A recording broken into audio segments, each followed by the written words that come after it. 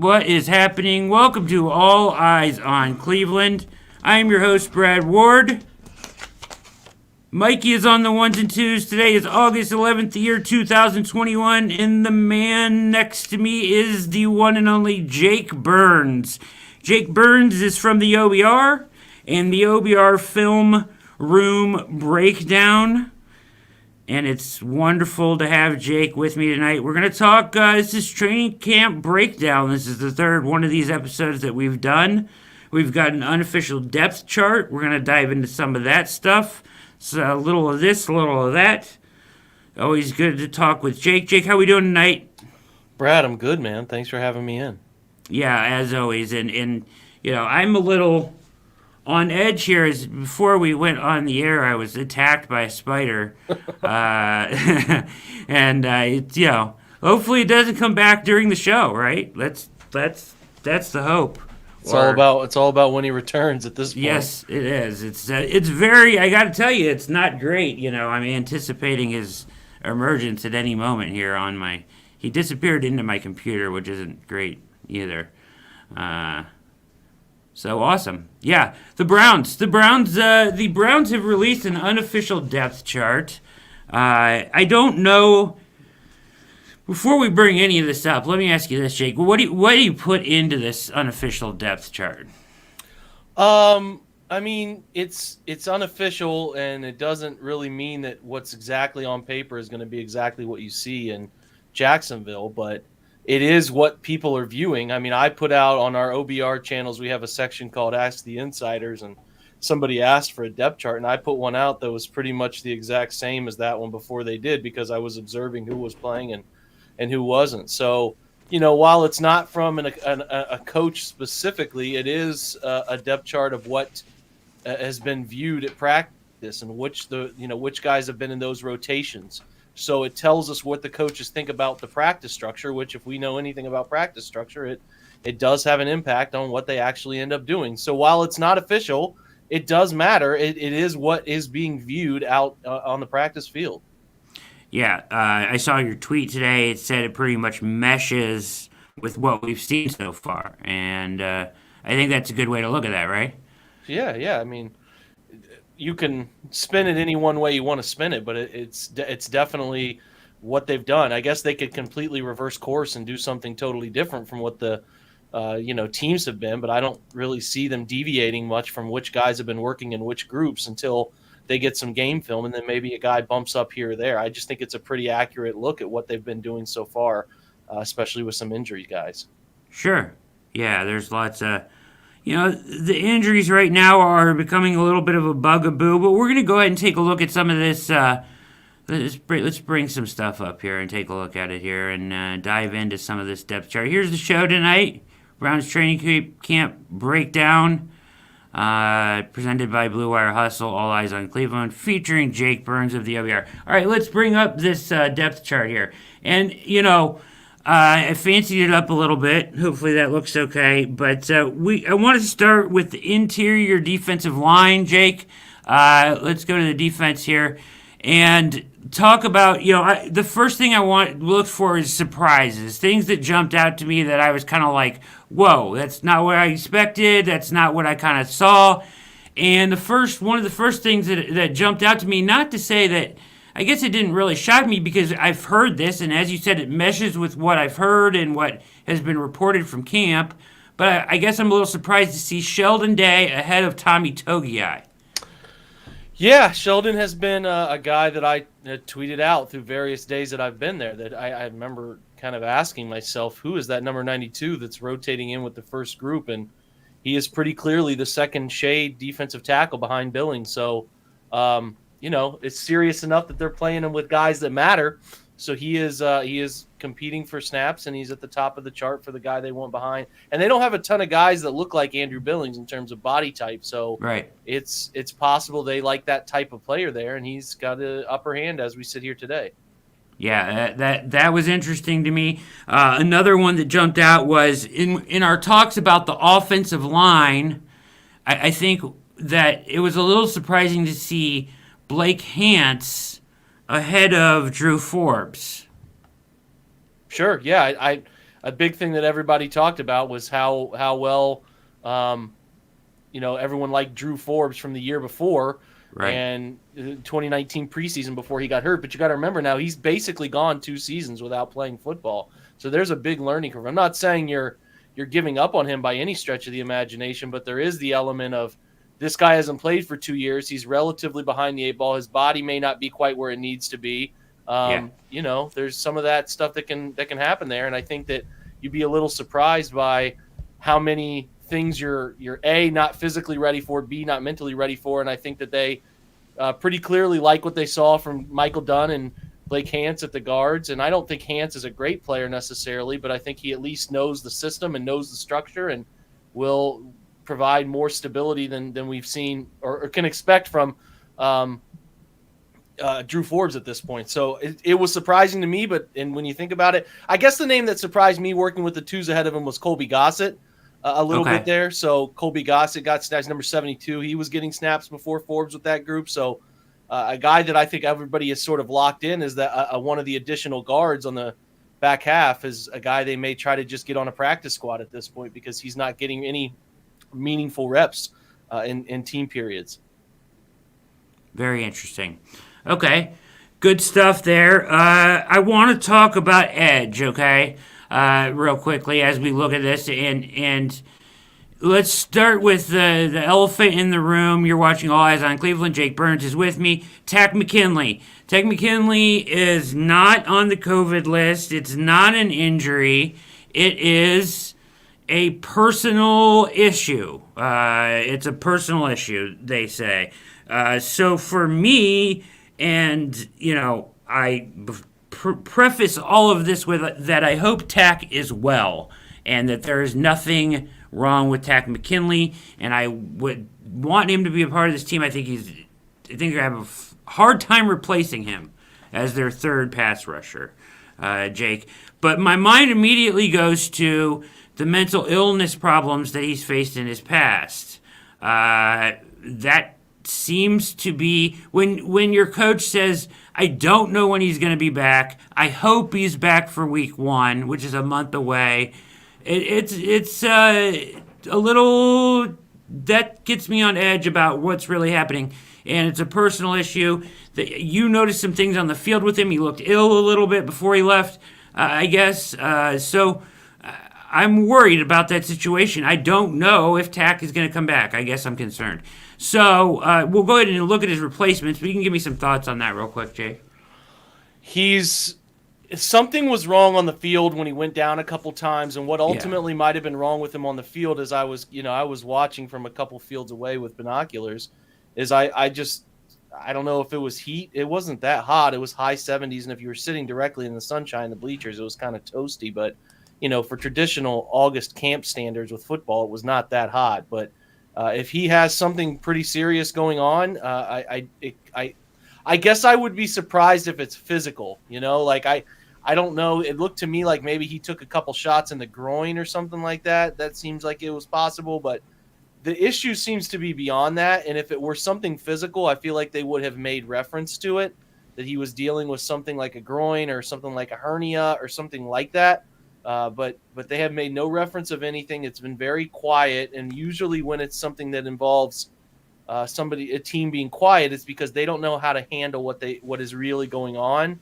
And they don't want to say something that is incorrect. So to me, it does give off vibes of something on the mental side, something going on where Takk might not be ready to play football like we hope he is. And that's with what's on the roster at edge, it gives me a little bit of a concern because I'm not sure there's great options for the third guy that you want to get, that you want to see gets some serious pass rush in a rotational capacity. Yeah, I mean, you nailed it, Jake. If it was physical, he would just be on the injury report. If it was illness, he would be on the COVID report. If it says personal, so my mind immediately goes to his prior, mental health issues, which is fine. That's the most important thing in his life. Deal with that, right? For sure. Or a family concern, something going on with his family. Those are the two things that pop up that guys miss time for under the personal tag, right? Mm-hmm. I can't really think of anything else. So that's where I'm at with that. Let's take a look at how they would replace him. Say he were not to come back, Jake. Obviously, I think it's, today they were inside, the rain forced him inside, and, kind of looking along with this depth chart, Porter Gustin seems to be the third guy when he's not there, right? He's ahead of Weaver and Malveaux on this. But Joe Jackson, who they've been just kind of moving these guys in and out, giving them all kind of reps and stuff. But it's really Weaver versus Malveaux kind of really, isn't it? For if you were going to stay on the roster and fill that fourth spot, hopefully Takk comes back. But if he were not to come back, it's between those two kind of, isn't it?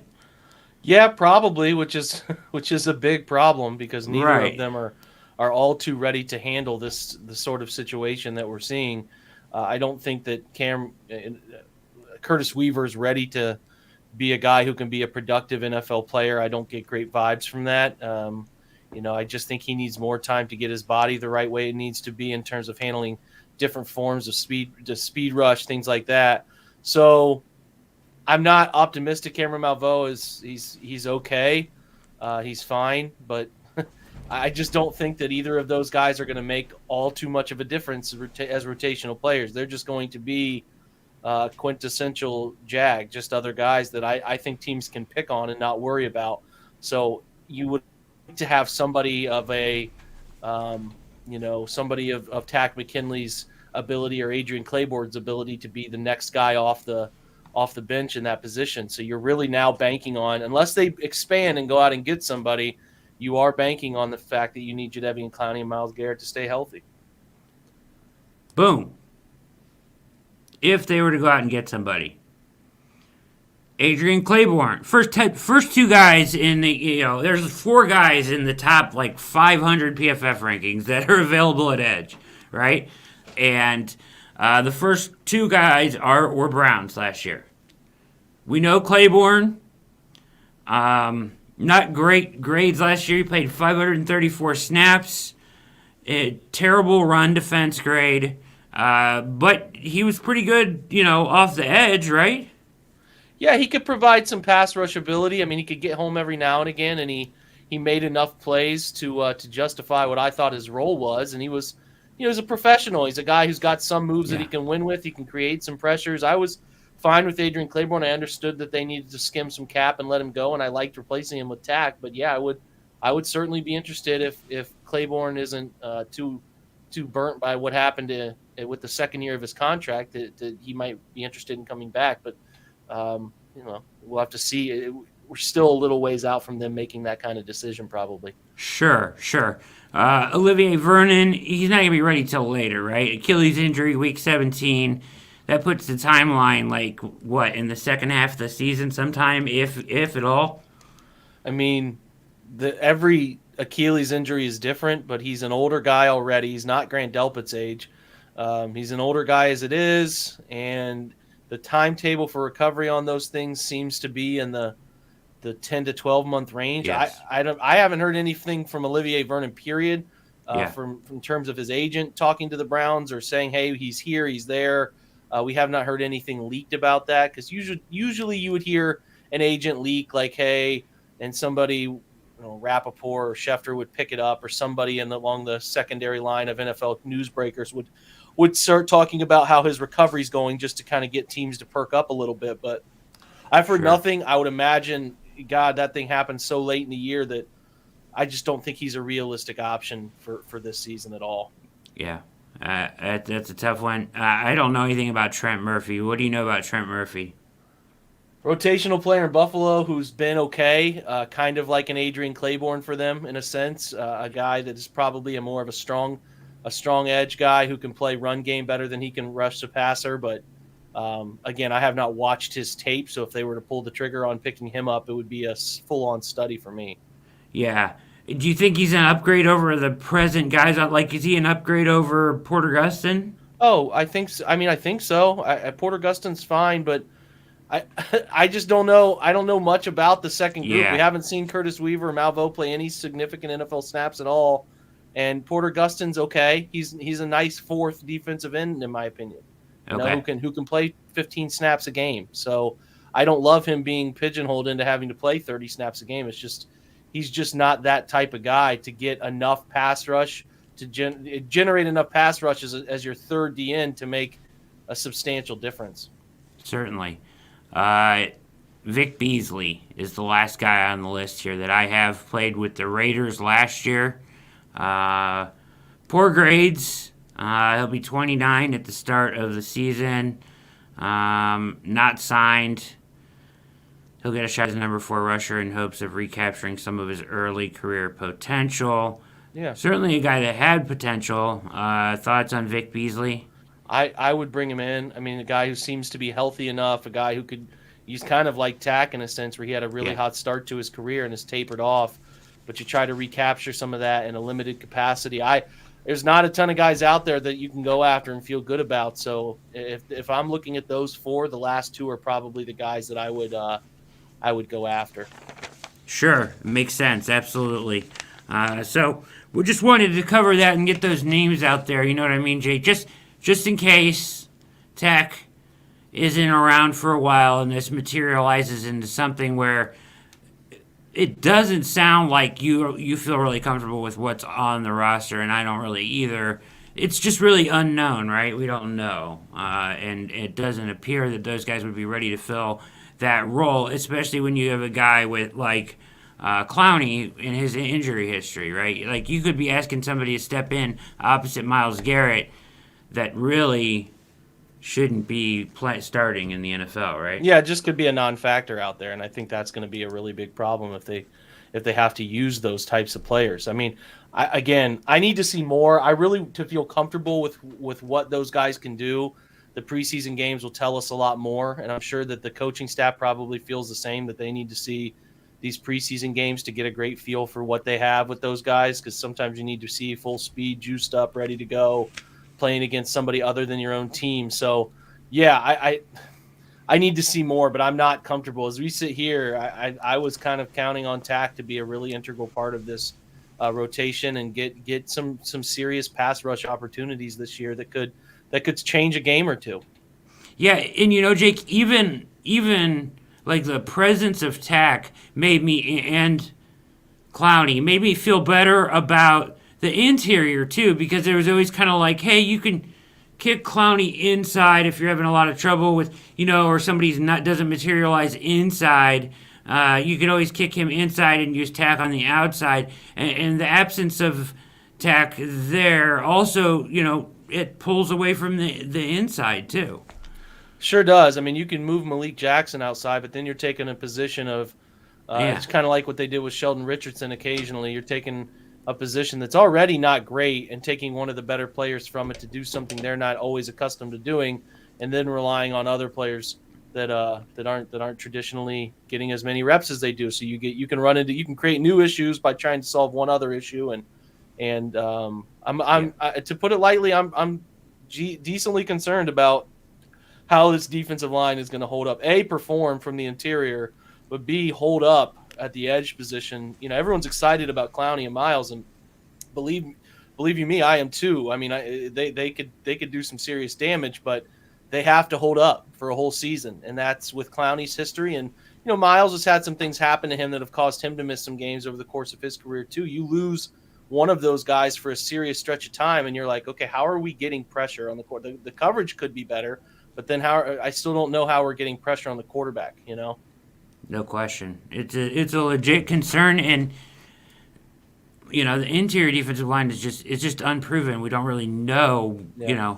You feel like there's some talent there, and we just don't know how that's going to materialize. And then if your edges are really weakened by the lack of a guy like Takk, and anybody that can beat somebody off the edge one-on-one is on a roster. You know what I mean? And there's nobody really left. They're already on the rosters at this point. It's hard to find those guys. All right. Moving on, you're watching All Eyes on Cleveland. Special guest Jake Burns of the OBR Film Breakdown. Today is August 11th. As we come up on the first preseason game in Jacksonville on Saturday night.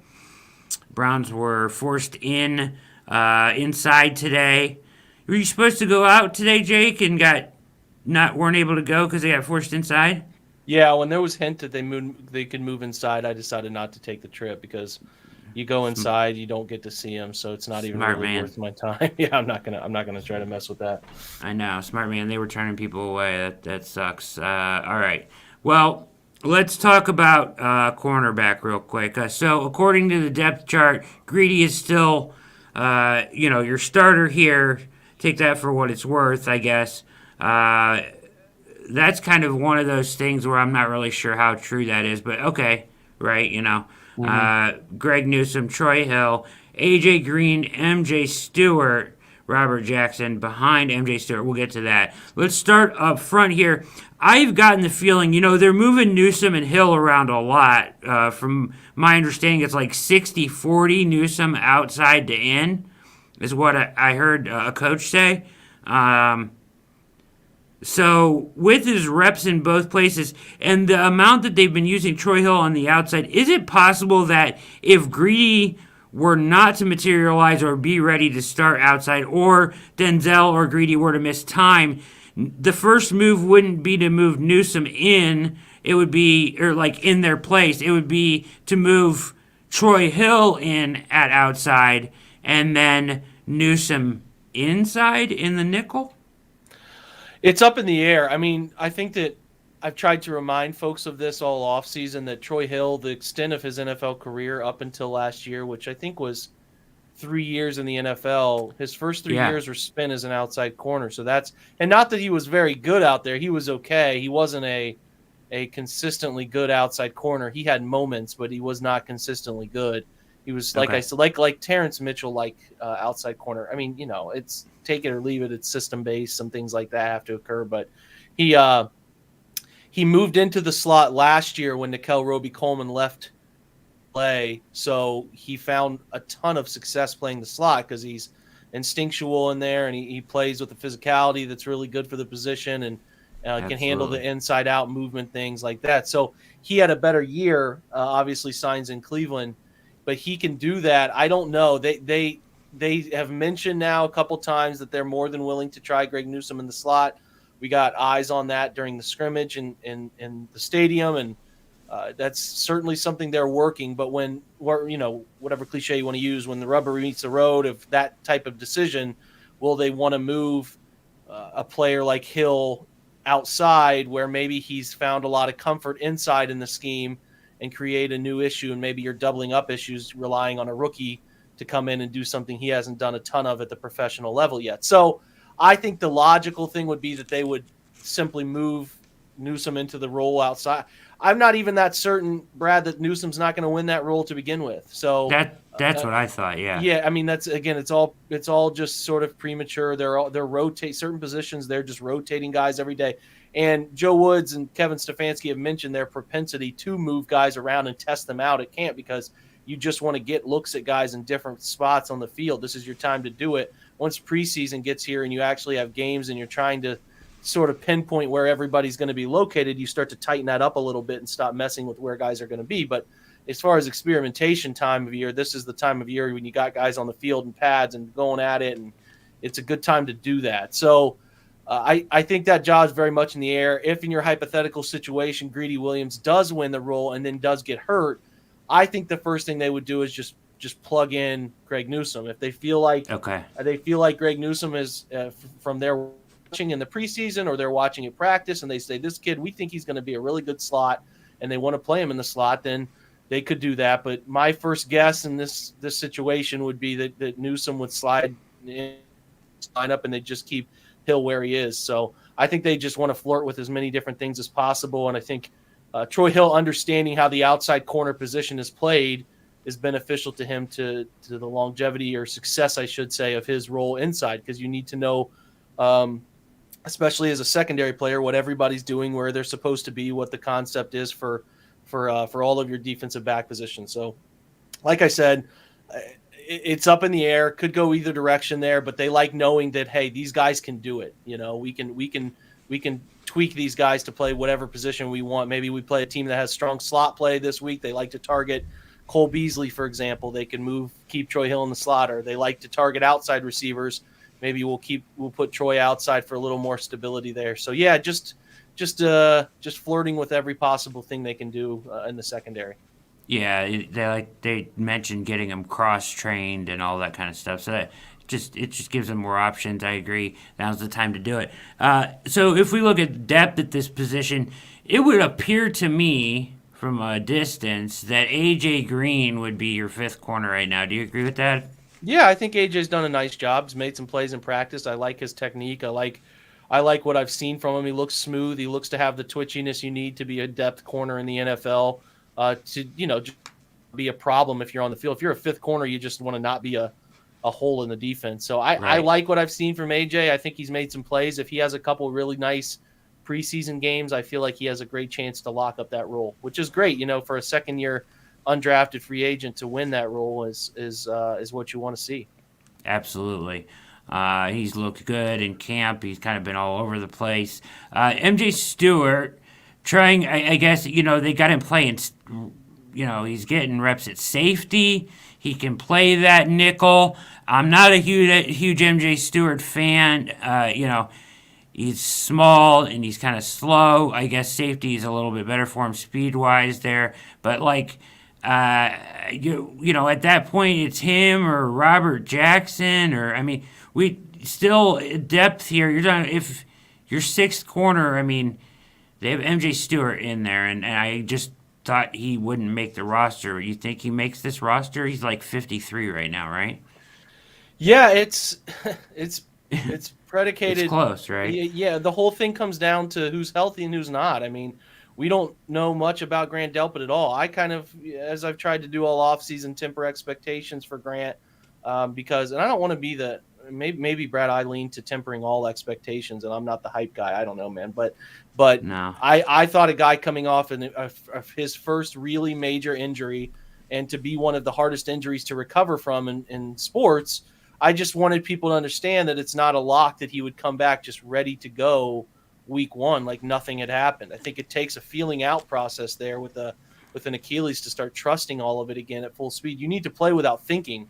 You can't play this game without or with anything in the mental side of things in the back of your mind telling you, hey, I'm really just worried about landing on. He landed he caught a football against the air. He's just doing a drill and landed and snapped that thing. And that's always in the back of your mind. So I don't know where Grant's at. We haven't had a real chance to talk to him. We know he's now dealing with a hamstring on top of that, which obviously makes everything really hard for him because, if your mind's on making sure your Achilles is always good all the time and you're dealing with a hamstring that comes out of nowhere, then it makes it even harder. So I'm sure they're being as patient with him as possible. And then Ronnie, who hurts his hamstring pretty early, we were told he'd be back kind of quick. They're being really careful with him too. So what you run into is a bunch of safety issues where you don't have much depth, and practice is a real challenge. You got to play guys like Javonte Moffitt, who I think he's a hard-working guy. He's in his second year from a UDFA situation, and he's trying, but he's not the guy you want on their field on Sundays. He gave up a long touchdown to Harrison Bryant in the scrimmage. Or sorry, no, it was Harrison Bryant in the practice there at the First Energy on a sort of floated ball that was just a go-get-it situation. He gave that up, and then in quarters coverage, he gave up a double move to Njoku up the right seam, who sold him outside, put the foot down, and got back inside and caught a touchdown. So he's just again, he's trying, man, but you were really hoping for more, and it could come, but I think their thought process is right now we're really shorthanded at this position. MJ has kind of prided himself on bumping around to different locations on the football field. And let's give this thing at safety a whirl. Let's see if it's something that can help you in your career. Maybe it is a position that you're best suited to play, and he can maybe find a path to the roster being a safety and keeping depth there. Because they're working in Moffitt, obviously, at strong safety, which is a place that they're clearly shorthanded a couple guys. They like Grant there and they like Ronnie there, but Sheldrick Redwine's dealing with an ankle, and they haven't have not quite been comfortable with what they've seen from Richard LeCounte as another free safety to kind of give him an opportunity to play that other safety. So I think their thought is let's get let's get MJ ready if he's a roster guy for us, that he can be a plug safety when we need a plug safety. So again, you're being tested here, Brad. There's a lot of guys just dinged up, and you don't want to see – the last thing you want to see is somebody tear a hamstring. These are just normal camp things that come up for teams. I'm sure if we went out and studied Dolphins practice, they're missing some people, or anybody. So you do the best you can. The thing that's a challenge when you're 3 weeks away from the 53-man roster is, well, Javonte Moffat's getting all the snaps. He's getting all these snaps. He looks like he's a lock for the – well, they think if they get everybody back before the season, then he's not a lock for the roster, So predicting these things is a little bit of a challenge because you're basing it on a good mixture of projection and then trying to say, okay, well, look at this guy's got a lot of reps in practice, and that's something, man. That means something. Well, it really kind of doesn't, because sometimes there's situations where you got to put a guy on the field to get practice done. So it's a balance of all that stuff. It's good opportunities for guys like MJ and guys like Javonte Moffat, but it's not. I don't think those guys are going to be meaningful snaps if they get to the regular season and have everybody ready to go. So take that for what it's worth. But I think MJ's doing a good thing, learning as much as he can possibly learn about the defense and having flexibility to play slot corner, flexibility to play safety, so that if it comes to, he can get on the football field that way. It's all about creating worth within an organization, and that is going to help his worth. We'll see if it ultimately leads to him making the 53 because of it. Yeah, you're absolutely right. So it just gives him another way they can use him and makes him, it gives him some more value. And, a couple thoughts on the safety room. I don't like sheltered red wine. I really was hoping Richard LeCount would kind of step up at this point. I know he's starting to get more reps now, but they really need him to step up. I was hoping he would be that fourth guy, maybe. Maybe it's Moffitt now, or who knows. This whole room is just so dinged up. Grant Delpit isn't really. He's played 9 reps, right, which is ridiculous, and not ridiculous, but it's unfortunate. And Ronnie Harrison, as you said, so really not for me. The question isn't. I know they're being careful with these guys. I know they're being careful with Ronnie. I know they're being careful with Red Wine, even though if he makes the roster, fine, whatever. But the worst part about it for me, Jake, is that John Johnson is out there playing with Javonte Moffitt, and there's no he's not getting the much needed time with Harrison and potentially Delpit, or even Redwine if he's going to be the guy that plays in games. So the same thing is happening other places in the defense at certain times. They're really not getting a chance. These reps are less valuable because they're being done with guys that aren't going to be there when it really matters. And that's a concern for me. Yeah, but I get it, but it's also what are you going to do? You can't do anything about it. It sucks. It sucks, but what suck more is if a guy actually tears a groin or does something that costs some serious games. So I'm with you, man. In a utopian situation, you would get all your guys to be on the field every snap and get them in perfect cohesion and get them where they need to be. But I say it all the time. I'm a firm believer in it. I hate camp. I hate preseason. I live in perpetual fear of seeing something come across the timeline about a guy being seriously hurt. And, I flash back a lot to what happened to Grant last year and how bad that sucked when the news came out that he ruptured that Achilles. It's just get to week 1, be healthy, and you can gel when it gets here. You got time to make it work when it gets here. You got 17 long weeks of football, man. So things in training camp, when you look back on it, they don't mean anything. So just get to week 1, work it out. You got 17 games to make yourself a playoff team, but the biggest thing you can never make yourself a playoff team if you're never healthy. So find a way to get there, find a way to be healthy, and then it's the thing that is so important, Brad, and I don't think it's talked about enough is how are they finding advantages for these guys on the mental side? Because everybody's dealing with injuries. Every team is doing the practice, rest, layoff, rotation of things to get your body right, to keep your soft tissue stuff squared away. And that's not just a Browns thing. Most teams in the NFL are doing those things with structured days off and things. But what are you doing? And this is a question I would love to hear somebody talk about when they ask Stefanski questions or Joe Woods questions or even the players questions. what are they doing to keep you mentally sharp? Like, what sorts of things are you guys doing that helps you keep your mind in the right place? Because it's easy to meander out there if you're not in, right? Yeah. It's very easy to lose focus. It's very easy to, let your mind wander and wonder what you're doing later in the night because you're not in, you're not competing. So how are you keeping guys focused up? Are you giving them virtual reality things to watch? Like, are you demanding they answer quiz questions about practice and their assignment on the field in any given play? Like, that's a question I would love to get an answer to. Is I understand this sucks, and I understand it's not ideal to have a fourth string safety out there. It's not ideal to have a day where Miles and Jadeveon aren't practicing. What are you doing with those structured periods off to keep them mentally right? Are they standing with the position coach to get to go through their assignment? Are they standing back there with a teammate? Are they hollering out what the calls are on the field so that they're mentally locked in? Because if you lose days physically, it's not the end of the world if you're going to be back. But if you lose days mentally and physically, those are lost days. Those are days you can never get back. So I would just be curious to hear some of those things they're doing, which I'm sure they're doing them. I just would like to pick his brain about that scenario. Yeah, for sure. You hear him reference mental reps, right? So you want to know kind of what that entails, right? Sure.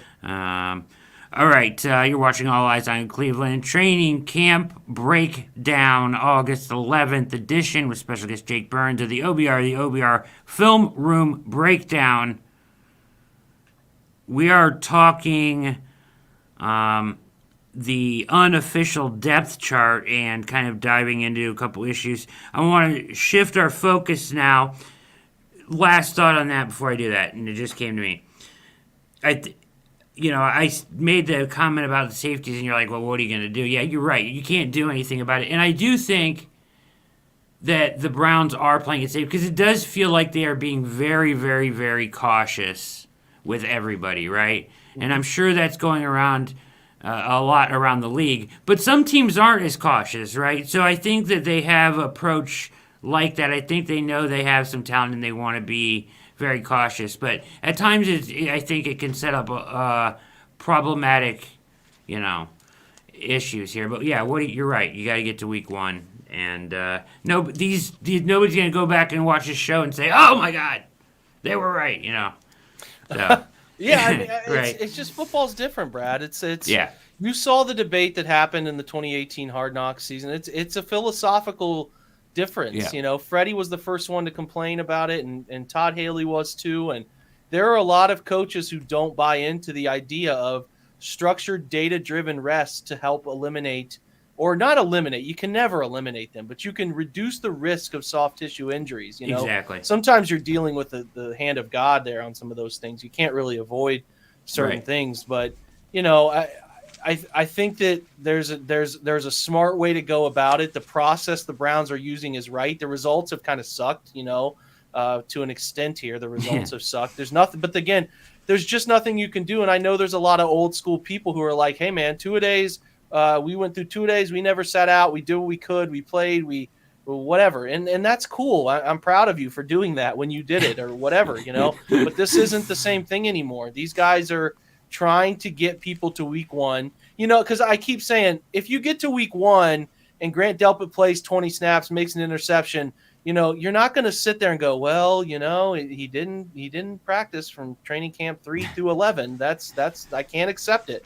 No, you're going to be happy that the guy was on the field and made a play. So just find a way to get to the first game. And like I said, you don't have to, as we are what was evident last year when the first game of the year was an absolute disaster. Your season's not defined by weeks 1 through 4. Just go 2-2 or 3-1 because they have, looking at the schedule, I mean, they have a real chance to go 3-1 out of the game. Just be okay until then you can start the gelling process of these are our 53 and our practice squad, and you'll find the health you need to be okay. And if you don't find it, then there's nothing you can ever really do about it. But what you want to do is try to manage it with all the power you have.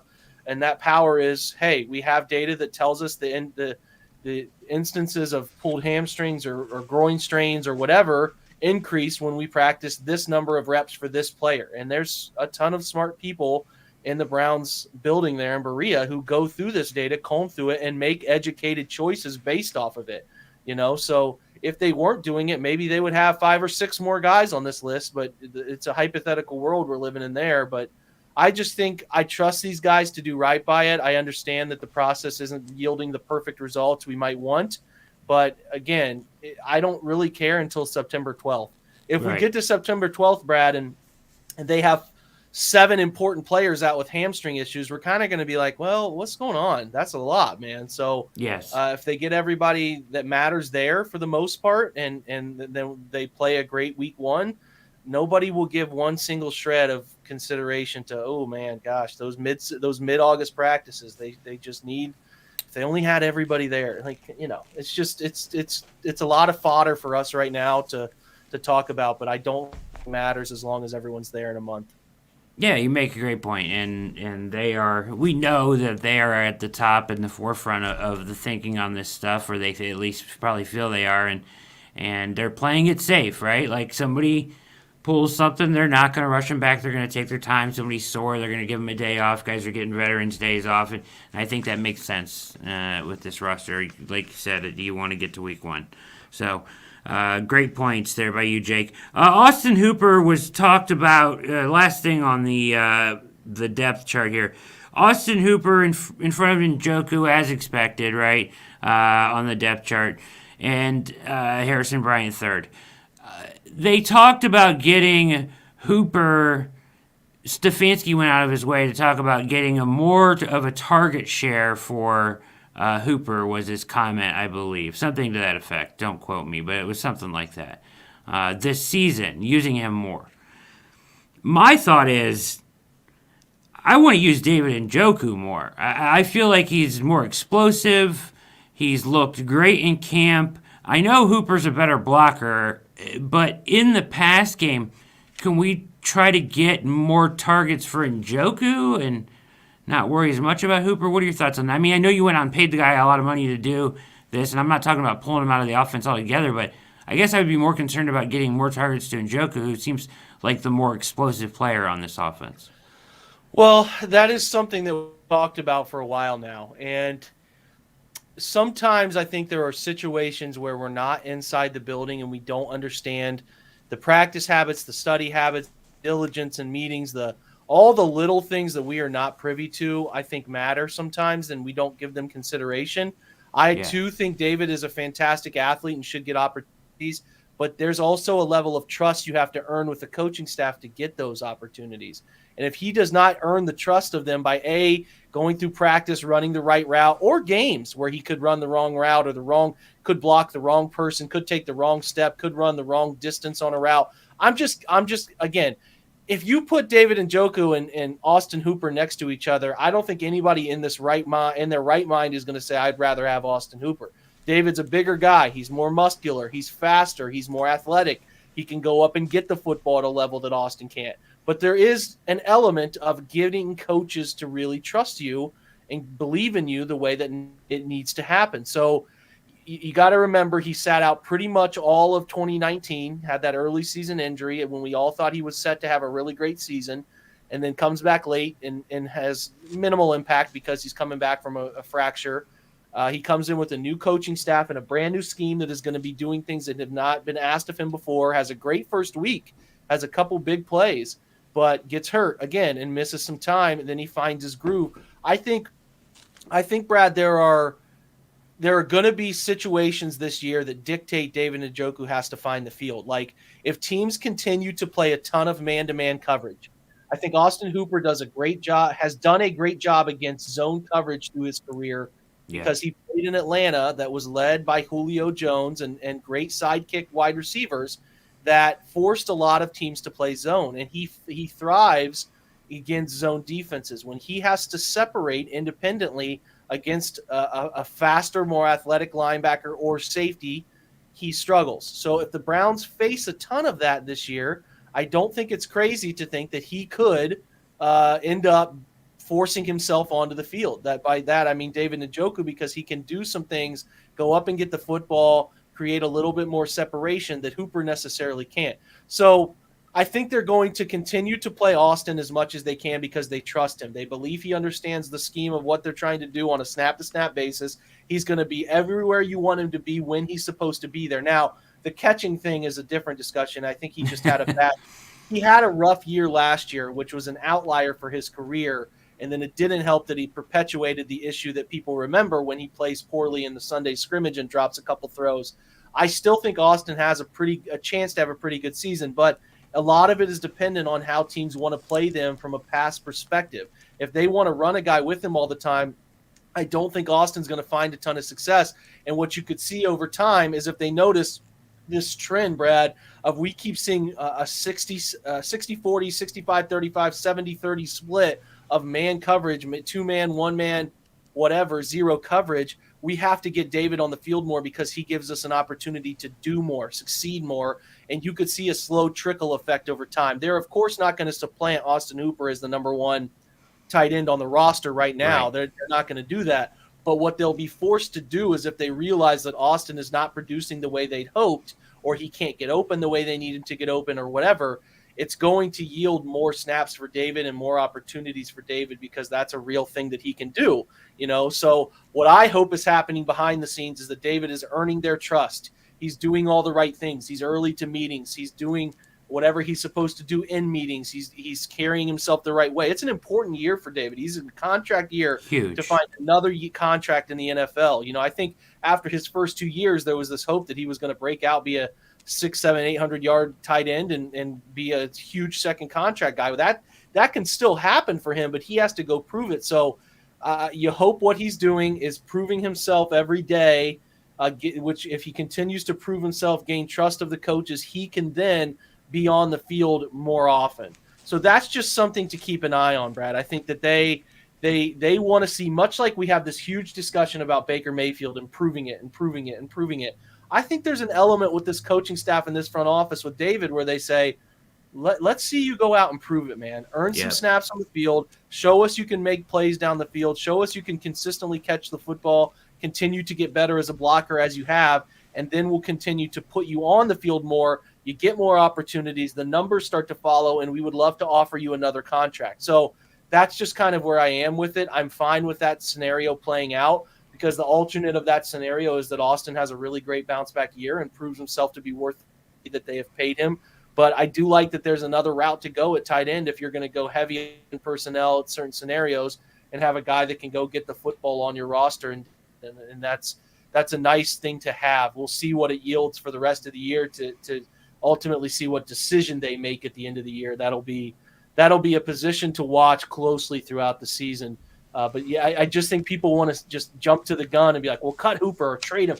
You can't. They're significantly weakening a position that they can't do that to anyway. The cap hit is significant right now. You can make some tougher decisions at the end of this season after the post-June 1 cut deadline. You can make some tougher decisions. So we need to let it play out another year.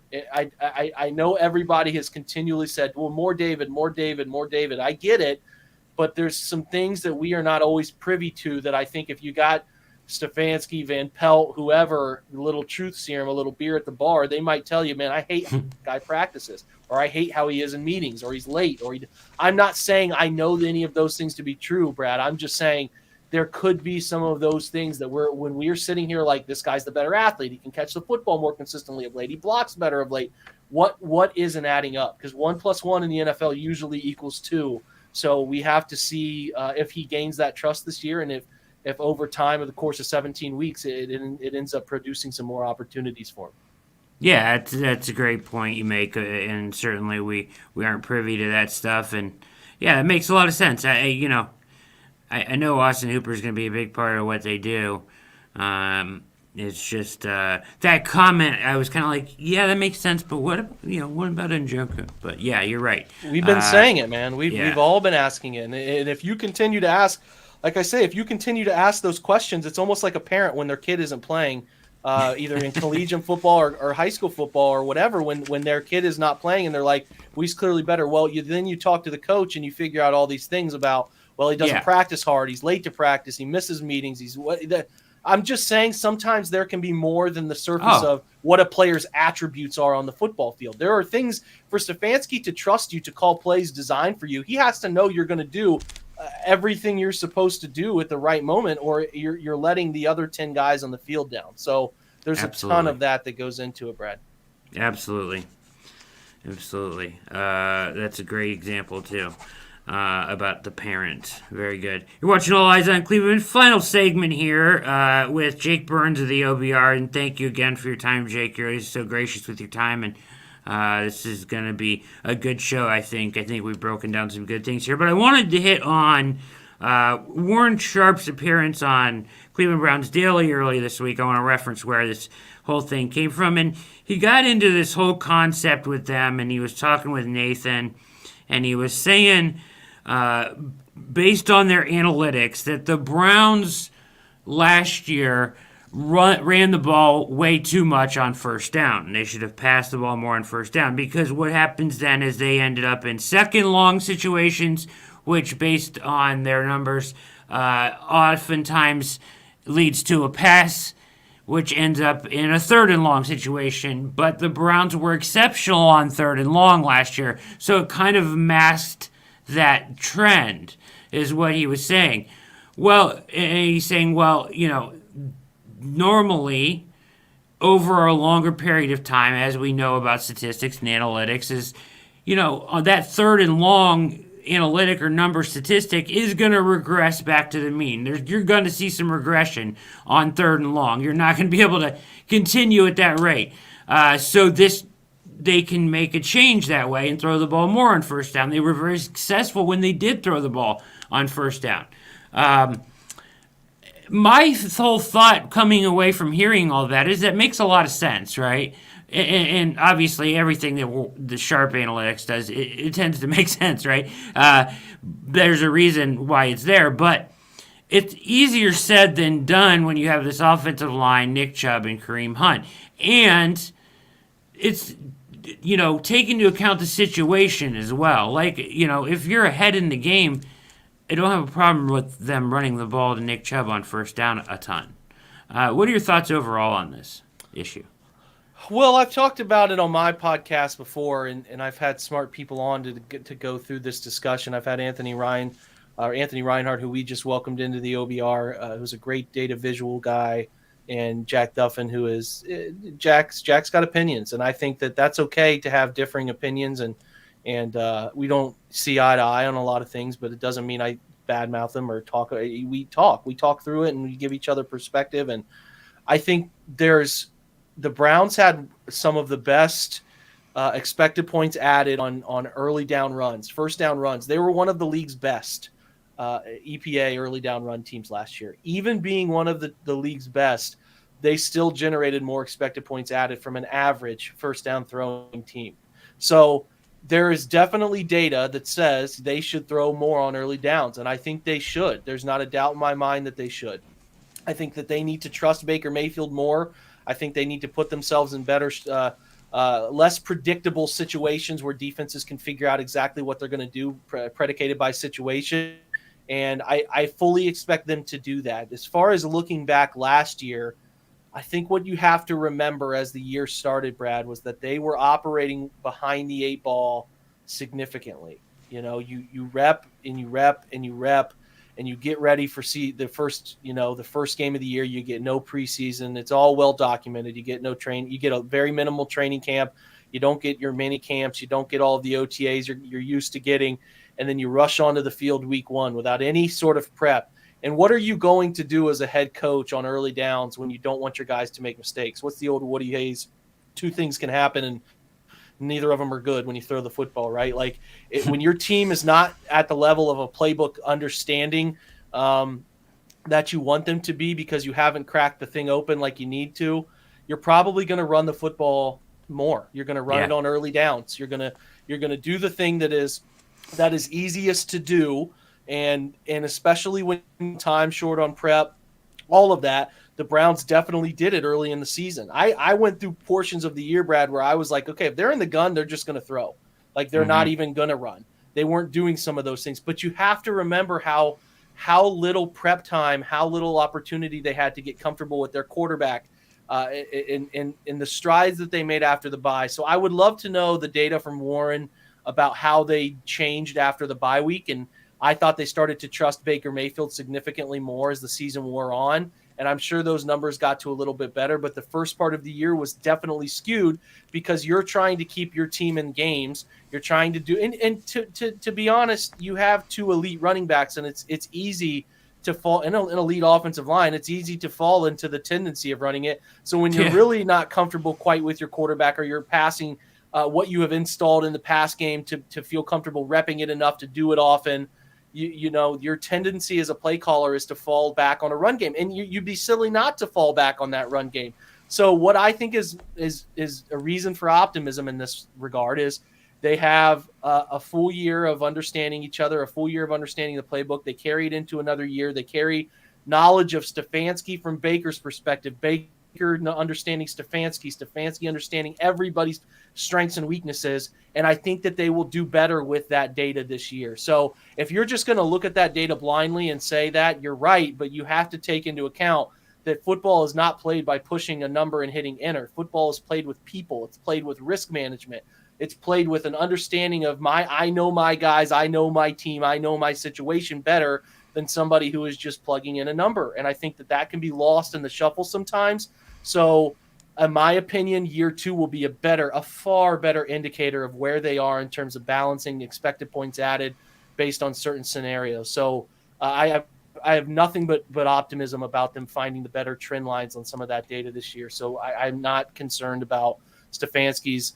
He didn't call enough early. I think that they got to the point that they got where they needed to get with that stuff, and I think it'll work itself out. Because, yeah, the third down and long situations, much like turnover dependency, is not something you can consistently trust because there are so many moving factors in third downs that, you know, you might get a screen. Think of the Texans game on 3rd and 14 where Baker kind of leaks out of a pocket. He gets out, scrambles right, and puts a ball on the size of your front window to make a completion to kind of push them into taking the drive that was sustained to keep that drive going to get the lead. So it's hard to predict that stuff. So I do want them to uptick. I have reasons to think they'll uptick early down throwing, and they'll take advantage of situations that they did not take advantage of last year, because there are factors that move all around in this thing. And if you're just going to ignore where they were early in the season last year, I think that's kind of that's picking and choosing a little bit right there. But I have nothing but respect for Warren. I think he's a smart guy. He's built a great empire of what he's doing, and smart guys like Cleve TA on Twitter who work with him, I have nothing but respect. But there has to be an element of, there's situational football based on guys' relationships and knowing people and this and that. It doesn't always find the necessary storyline when we look back at a full season. Agreed. I completely agree, and that's kind of it's kind of where I was getting at, and you just said it a heck of a lot better than I could have said it, and a lot more intelligently than I could have put it. But yeah, you nailed it. That was perfect, and I agree 100%. And it bodes well for this year. You know, just the ability of that. You know, that offense, and it goes all the way back to a show me and you did on this channel a long time ago, and the evolution of the Browns offense this year. There's just a lot of steps that they should be able to take that wasn't available to them last year, and a lot of things that they can look at differently, and they can really become a more explosive offense overall, I think, with a full or a regular offseason, right? So really good stuff, Jake, and thank you for your time as always. You are a gentleman, a scholar. You can follow him at Jake_Burns18 on Twitter. He is the best at what he does here in town, my favorite for sure. Follow him at the OBR, which is on Twitch now. I hope I don't get in trouble for saying that on YouTube, will I? I don't know. We're going to send more spiders onto your screen. That's what I know. Uh-oh. That's if I don't know if you've noticed, but I've been a little antsy here tonight, feeling stuff. But the OBR film room breakdown as well. Jake, thank you, sir. You're awesome. My pleasure, Brad. Anytime, and you know the respect is right back at you. Yes, sir. Have a wonderful evening, and we appreciate you coming on. Thanks, Brad. You too. Bye.